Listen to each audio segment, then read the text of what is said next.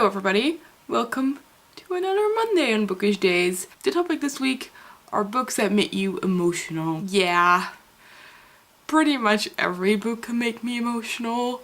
I not just with books but also with TV shows and movies. I cry very easily. However, I picked 10 books.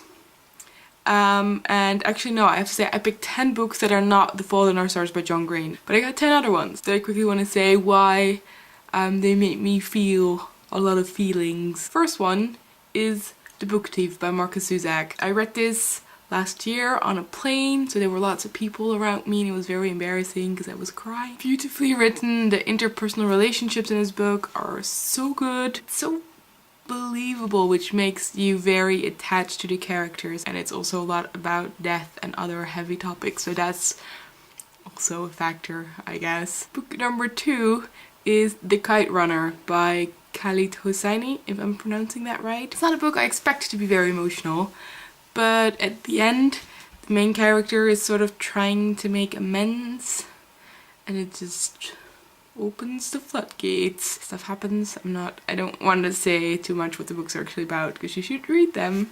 But it's a really good book and I had emotions. The third book is A Time Traveler's Wife by Audrey Niefmeyer. This is just incredibly sad. It's about a man who travels in time but doesn't have any control over it, and it's just really sad because I feel like saying that it's sad or tragic about every book is just sort of a given, because otherwise they wouldn't be so emotional.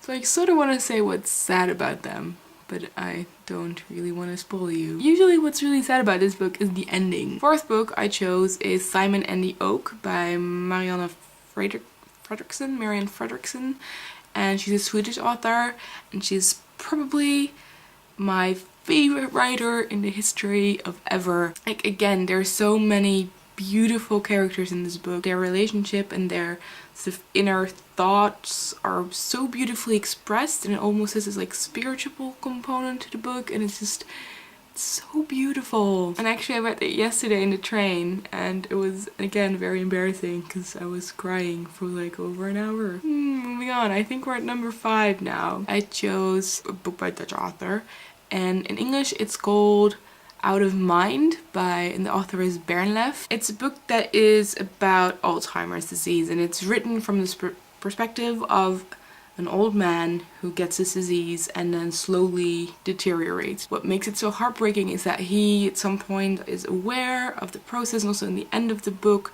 the narrative gets more confused and you have shorter entries. It really sort of gives you an insight into how it must be to just slowly lose your mind, and it broke my heart in 1,000 little pieces. The next book, I forgot which number we're on, is Stardust by Neil Gaiman. Right, I did not expect to like this book as much as I did. Such a beautiful fairy tale, and for some reason it just came to life inside of my head. I cannot express my emotions surrounding this book. It is so amazing. Are we at 7? 8? 7th book.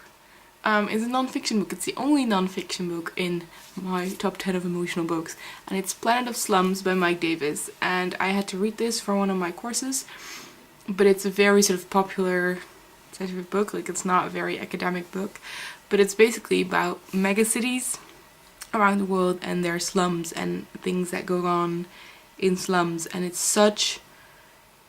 What makes it so heartbreaking is it is something about real life. Like, this is actually happening.